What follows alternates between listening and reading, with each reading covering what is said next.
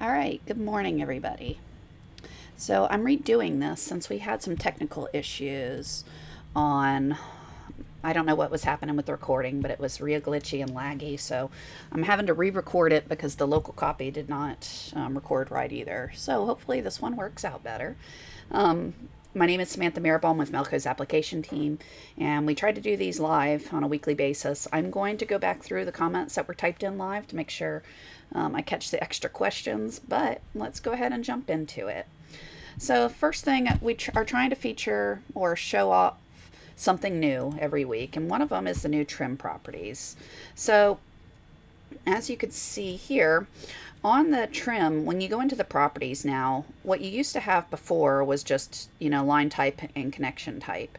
Now you've got this new trim lettering, and under there you've got some new options. Okay, so that allows you to kind of get real specific with how you want the trims. So if we go look at DesignShop, now if I just right click on the lettering segment, or the lettering tool, that'll bring up my property box to look at. You'll see here it says trim between words. So in the past, it says only when specified. Well, that was what V10 does. So in V11 now, you've got more options. You can trim between letters. So let's say you have a client that doesn't like trims anywhere. So you can add trims between every single letter. So that's one. Or more, what I would say more standard is you don't want to have that jump stitch between words. So between every word, do a trim, and then rely on your tie-in and tie-off properties to govern when the other trims are put in. So that's being done by this number right here. So that says from when something ends to where the next element starts. If the distance is bigger than this, it's going to do a trim. If it's smaller than that, it's going to leave a little connector stitch and keep on sewing. Okay, so you can also do the lettering setting right here. Okay, so that's kind of fun on the lettering. So there was a question that was typed in: is the new DesignShop upgrade something that you have to purchase, or is an update needing to be installed? So that is really dependent on what version and when you purchased. So if you recently bought a machine or you bought V10 recently, then you're most likely you might have a free upgrade. It really depends on the timing. Otherwise, generally speaking, when you go from V10 or from one number to the next, so 9 to 10, 10 to 11, those are paid upgrades. So you check with your sales agent is the best thing I can suggest. Yeah. What else do we have? Okay, so let's jump back over here. So there was a question, can you do laser up, laser down? All right, so when you do laser alignment, you go to let's just say we want to justify it on the center point. So you would go to this point, you'd say laser left, you go to that point, laser left, laser bullseye, it'll rotate your design and center it. Well, if you want to go top to bottom of a design, that's fine. You just set it up in DesignShop that way. Okay, so let's say, not that this is a circle, so it doesn't really matter, but let's say we want to use, a point up here and a point down here on my garment to do the laser alignment. So I'm going to click on the top first, the bottom second. Well, how do I set that up in DesignShop? Well, you're going to take the entire design and rotate it. All right, because the alignment is always done on the x-axis. So if I rotate my world, well, now when I go to the top point on the screen, it's going to be this one. When I go to the bottom point, it's going to be that one. So it's effectively, doing the top to bottom. It's a really easy way to just rotate the world, if you will. Okay. Is it laggy? Well, I can't tell. I'll have to check this afterwards. Hopefully not. All right. What other questions did we have? Let me see if I can sort the comments by time. Okay. So let's go back here. I'm going to go back to the questions. Can you add a satin stitch around individual letters of a word that you have digitized by someone else? So that really depends on how it was digitized. So if it was done native to DesignShop and it was sent to you as a lettering element, yeah, that's simple. So I'm going to go create a new file. Okay, and 8, let's make it 10 wide. Okay, so, and then there was another question, how do you center a design? Right here, that icon right here is the one that centers a design along here. All right, so different ways we can add borders. You can select your words if it's lettering, not expanded, go into the properties and turn on auto borders. Okay, once auto borders are on, now you can adjust it. So let's say I want it to be wider. Okay, I can make it wider. That's probably too wide, but you get the idea. All right, so I can add a border. Maybe I don't want it to be satin. I want it to be a tackle stitch. Okay, that zigzag look that's typical of tackle twill type designs. You can change it to tackle. You know, you've got all kinds of options of what you can do with your auto border.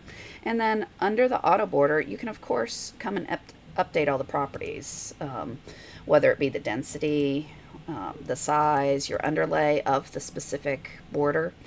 You know, you can do whatever you want and adjust the properties just of that outline stitch. Okay, so that's one way. Now, if I turn off the auto borders, how else can we do this? All right. So rather than using auto borders, I can click on something, hold my shift key down, and do that single line center, and you'll see it added all my borders if I make them a different color. Now, is this a good idea, what I just did? So it's going to sew the entire word, and then it's going to sew all the borders. Probably not the best idea. In general, you want to outline as you go. So while it's more color changes, you'll get a cleaner registered design that just sews better. So you really would want to do either the outline then the letter, or the letter then the outline, depending on what look you're going for. You know, it is a pretty neat trick to do your outlines first if you're wanting something thin. That way you just have a little bit showing, but you're not doing super tiny column stitches or, you know, single line centers. You can go wider, which will sew faster, well, sew nicer, and then you do your letter on top of it and you get left with this kind of nice little clean border around it, rather than having to worry about taking something that's 10 points and trying to make sure it registers and sews and covers with all pull comp. It's just a little bit easier. All right, there was a question typed in on Facebook that said, is there a way to have a special refined tackle style for sports applique? Yeah, so it's pretty traditional to use, so for these sorts of outlines, if I'm not going to do this as text, I'm going to do this as a tackle. Well, it's pretty traditional to use just this tackle stitch type right here. What that will do is change it to an industry standard, if you will, for that zigzag that holds the fabric down. So that one is one you can use right up front. You can always create styles as another way. So under styles, you can say create new and, you know, do other, you know, whatever your specific needs are. But I would suggest using that tackle. It's easy, it's quick, it sews well. And it's, you know, set up really nicely. The default is a 17 density. If you want to change it, you can of course change and overwrite your defaults. That's another option for you. Okay, so let me check real quick. Newest comments, show more. I don't see any others relevant to what we've covered so far.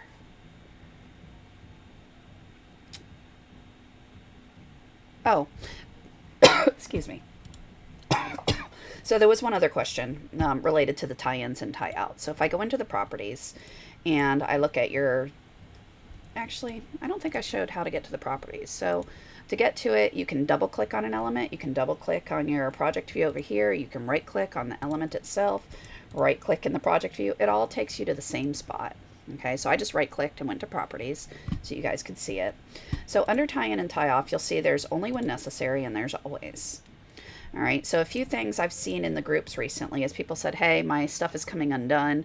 Why? You know, it's unraveling. I don't like it.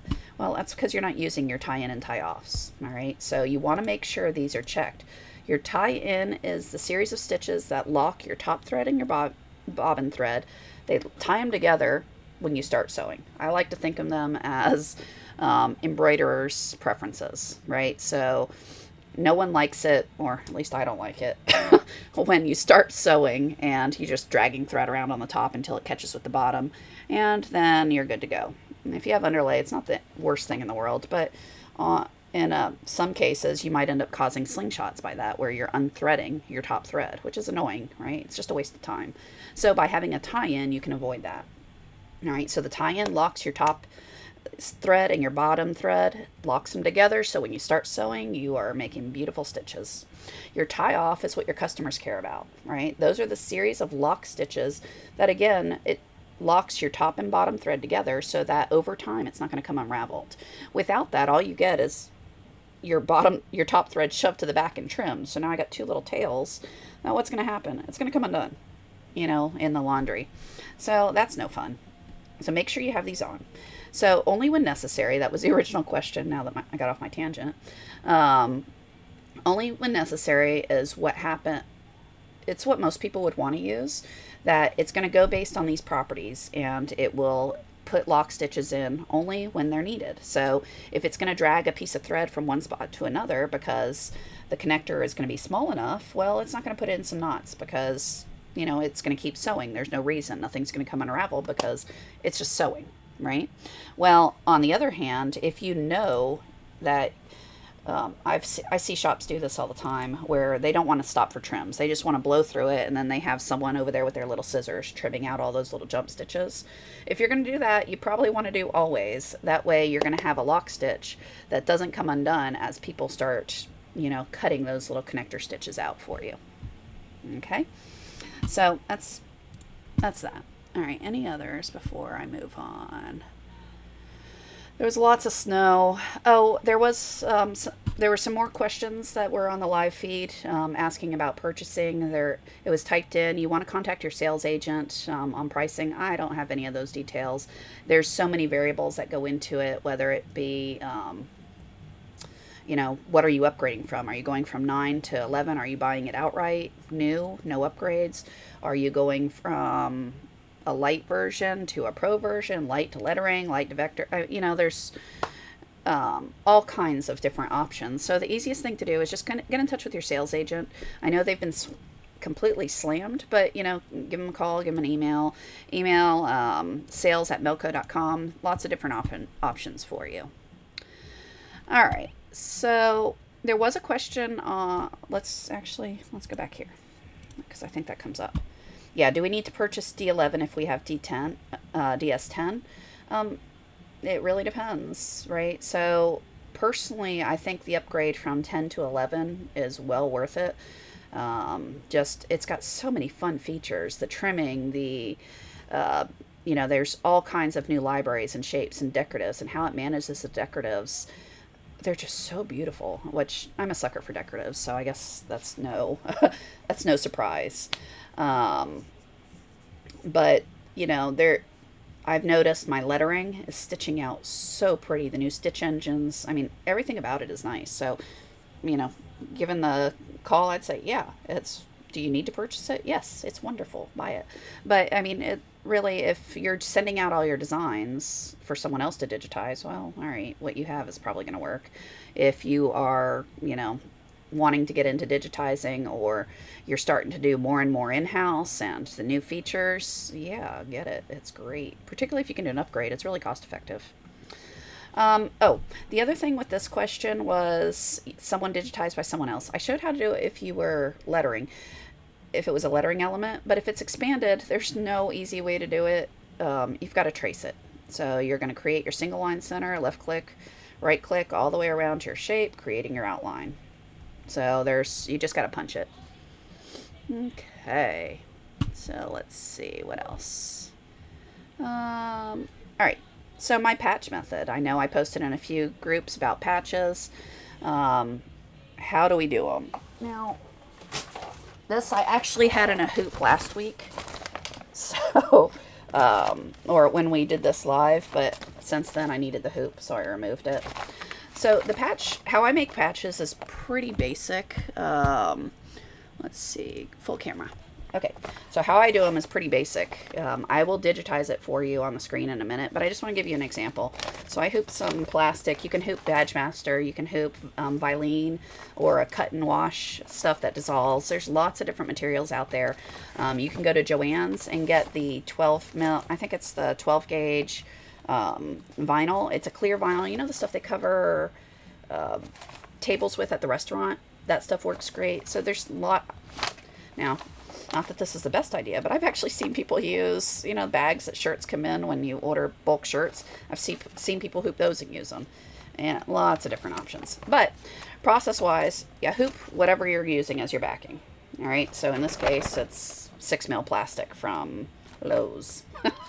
And then I don't bother sewing this out. I just did it to show you the first step. So a placement stitch, if you're going to place it, I already know where my patches are going to go. So what I do is I just lay down some fabric and sew a circle. All right. And then you go get your little curved scissors, pull the hoop out, grab it, trim it up, you know, cut around it. So then this is trimmed, and then you do a zigzag stitch, which is this. And I trimmed it after the zigzag stitch, so you can see my cutting skills. I nicked the daylights out of this all over the place, which is fine. It doesn't really matter. All right. So what that does is sew that fabric down. Now you do any decorations you want. So if you're going to do a monogram, make it a patch with designs, whatever it's going to be, you're going to sew it on there. All right. And then your final step is that you sew it.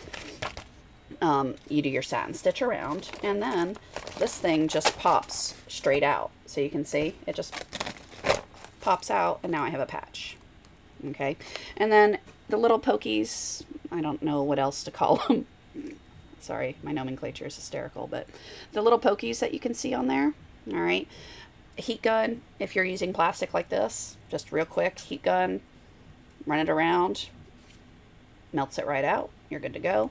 You can also use, if you're using a water-soluble stabilizer, you can just, put a little bit water on it, you're good to go. All right, so let's go digitize a patch. And we'll do it a few different ways. Delete this. All right, so let's start with easy, because who doesn't like easy? All right, so right here is select automatic custom shape input tool. Then under custom designs, you've got one. This is new to D11 called Faux Marrow. This thing's awesome. There's all these different shapes pre-built for you. So left click, drag it up, and I usually just go ahead and center it. Oh, and because I got all this other crap, it's centering weird. There we go. So let's get rid of yeah, that's it. So let's center it again. All right. So now that you have that, if you don't want a 3-inch circle, what if you want it to be a 2-inch circle? Okay, scale it. Select everything. Scale it down to 2. Whatever. All right. I'm going to leave it at 3, so I'm going to put it back. And notice how easy that scales. It's awesome. These faux marrows sew beautifully. Okay. They're fun too. All right. So what do we have when you drag that out there? I've got my placement stitch. So if you remember, that was this. Sew the fabric down. Okay. That first picture. All right. So you'll lay your fabric in the hoop, run that step, stop your machine. All right. Then your next stitch is that tackle. And I keep on throwing this on the floor. I'm sorry. So the tackle stitch is the zigzag right there. All right. So after that, what do you do? Now you're going to do any decoration. Okay. Whatever. So any embroidery that you want to do, whatever the design is, you're going to move that to step 3. And then your final stitch is going to be the border. All right. So this, I got my placement, sews the fabric down, I cut it out, I do the zigzag to hold it down, I do any decorations, and then I do my final border, and voila, we have a patch. Fun stuff. All right, so that's a really easy way. Now under these foam arrows, you can see we've got all kinds of shapes. We have it with fill as an applique, which is what I just showed you. You can change the shape, you can move it around, you know, all kinds of options for you. All right, well, what if you want to digitize your own? All right, well, here, I'm going to close the shape so we have more space. I'm going to do a select walk input method. And then if I want to do a circle, let's do a square just to do something different. All right, so I'm just going to draw something and center it because I like things centered. From here, down at the bottom, I can make it whatever size I want. So let's say we want it 3 inches by 3 inches. I'm going to turn off that lock right here. Okay, so I'm going to click on that so it's no longer highlighted. See that? And I'm going to make it 3 inches tall. So now I have it 3 by 3. Okay, so that's my placement. Now what? Duplicate it. Give it another color. All right, so I'm going to hold the control key down and click on my single line. And then I don't want the density to be that. Well, first off, let's make it tackle. All right, so now there's my zigzag.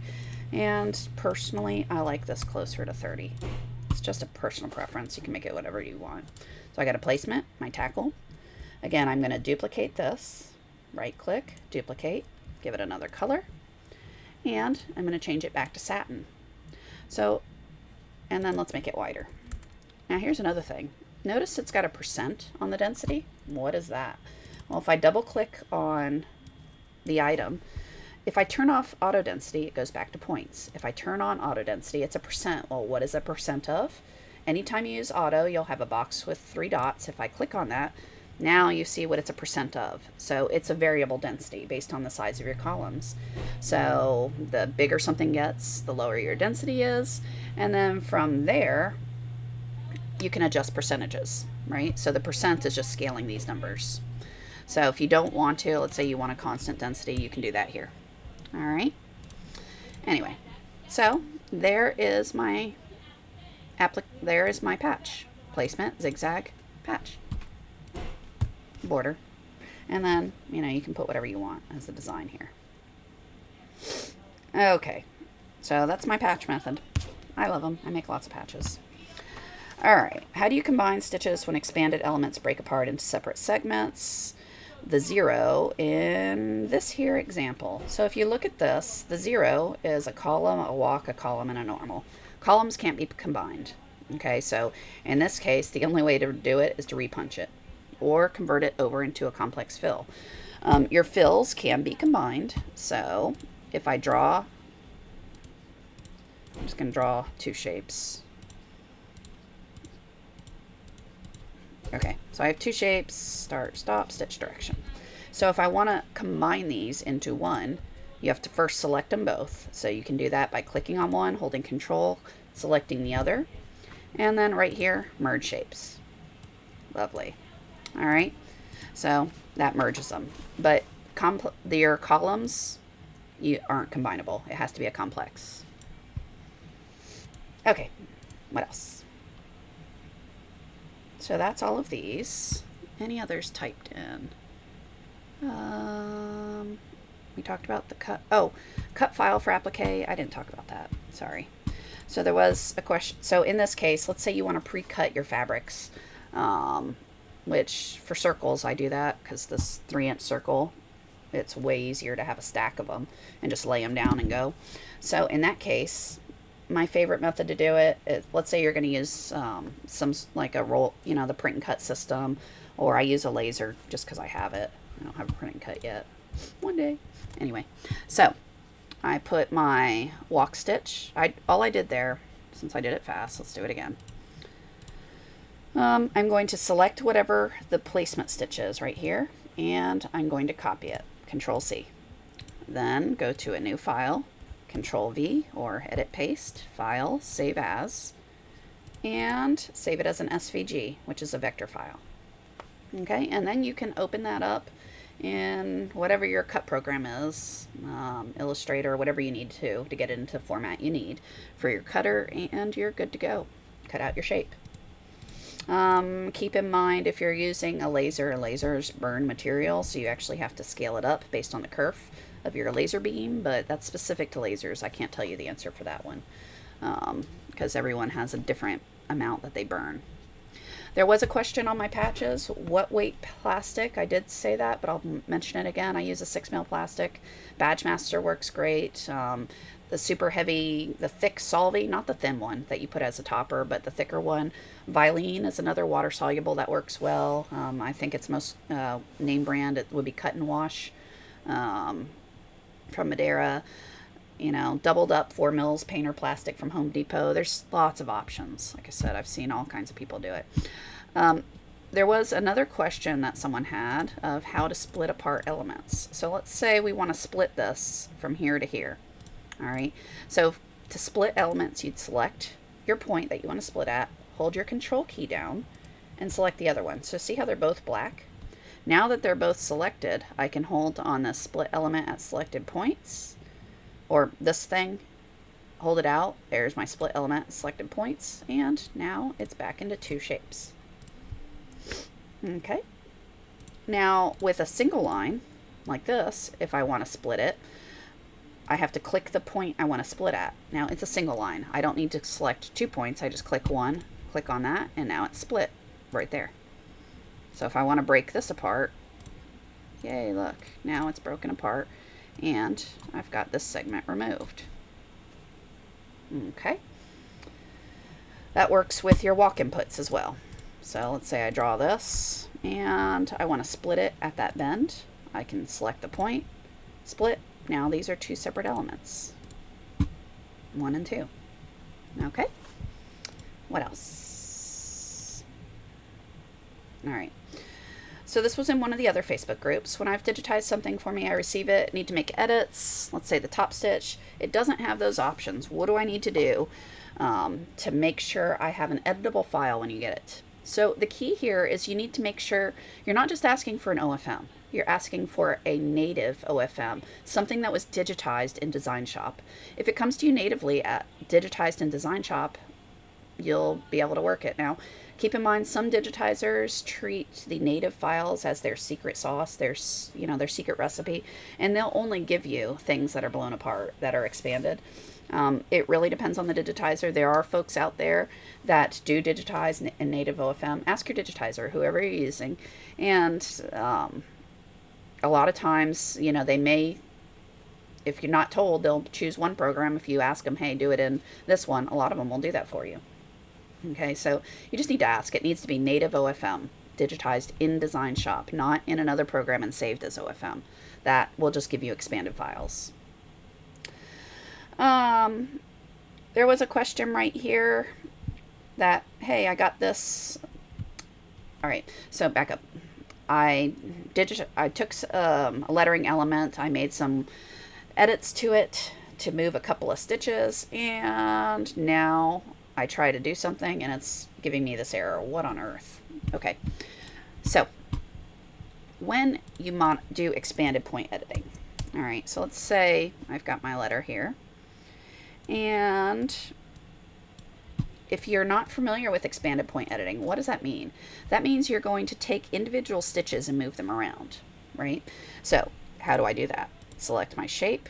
I can click here, expanded editing mode, and now all those dots you see there are needle penetrations. I can individually move these around. Now, should I do this? Probably not. Making a big mess of this letter. All right, but you can. So I can destroy that letter. And now what will happen is if I go to scale this thing, or do anything, it doesn't matter if you're scaling, adjusting density, if you do anything at this point, once you've made those edits, I'll get this warning that says editing the wireframe points will cause all the changes that you made, so all these individual stitch points, to be lost. Do I really want to do that? If you don't, say no. Otherwise, what is it doing? It gets rid of them all because it's recalculating based on all your properties, what underlay. It's going to redo where those stitches go for the new wireframe. Okay, so that's all that's happening. It's something is being edited, which is causing that to pop up. Okay, so you can always say no, and it will leave those changes in there. All right, let's see. I don't see any other questions on that, so that's what that is. Can I show you how to print a full size design with V11? All right, so when you go to print, you'll get this box that pops up, and over on the left hand side you'll see all these different things. So all you have to do is make sure you have actual size selected, and then see the little scroll bar. Goodness, that was a mouthful. Scroll bar. Scroll over. You'll see there's actually 2 pages. The second page has your actual size. So if you want the grid, click on the grid and it'll actually overlay the grid on top of this. If you want the origin, which is the red crosshairs, put that on there. Whatever you want, it'll show up on this side. And then when you go to print, just tell it to print page 2, and there's your full size design that with the crosshairs, so that you can lay it out, see if it looks in the placement you want, use it for laser alignment, which is what I do. It's all there for you. Another question was, is there a way to keep the thread color palette on the right side of the screen instead of the left? Absolutely. So what do? So it's over here. I want it over here. Well, if I just drag it over here, okay, it's not docked. But if I take that and dock it right, oops, I don't want it docked there. I want it docked here.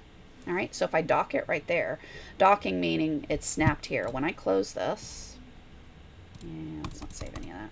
Oops. Wait, come back. All right, how do I get back to DesignShop?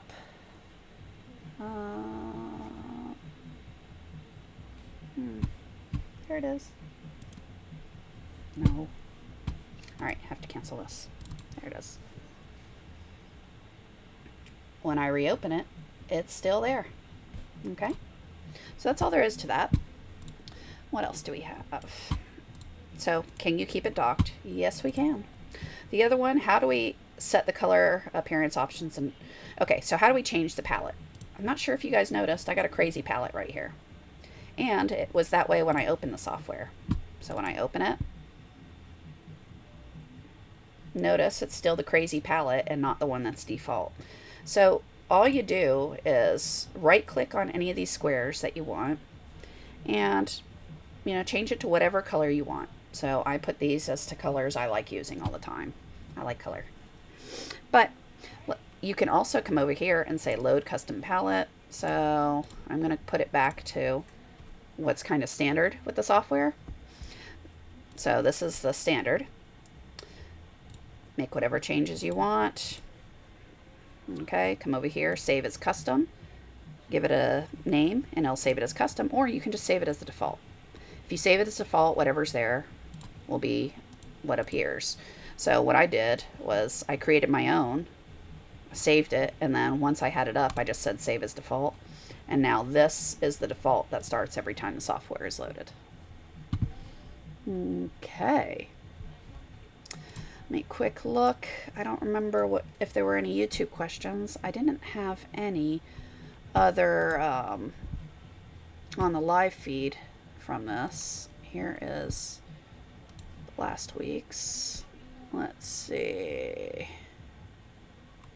Nope, it was just comments on the fact that we're having technical difficulties. So we got those fixed. All right. So those were all the live questions. I hope these are helpful for you. Make sure you are sending in your questions.